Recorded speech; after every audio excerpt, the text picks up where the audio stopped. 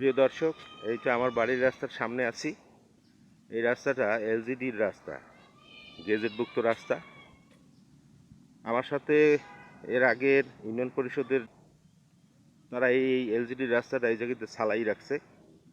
আমি মোটরসাইকেল নিয়ে যাই বাড়িতে, তো সালাই রাখছে। এর কারণ হলো, বলছিল যে রাস্তাটা একটু নষ্ট হয়ে গেছে, রাস্তাটা ঠিক করে দেবে। কিন্তু ওই সালাই রাইখা এরপর আর ঠিক করে নাই। সে চেয়ারম্যানও নাই। আর পূর্বে যে অবস্থা ছিল রাস্তাটা, ওই এলজিডির রাস্তা হ্যারিমন, ওই দেখা যায় এরকম হ্যারিমন ছিল। এই হ্যারিমন রাস্তাটা ছিল এভাবে। ওটা সালাই রাখার পর অবস্থায় দাঁড়াইছে। এখন নিচু হয়েছে 1 হাত।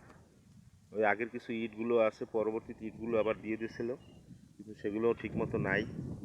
আর হ্যারিমনের নিচে যে ইটটা সেইটা আছে, দেখা যায় এই নিচের ইটটা।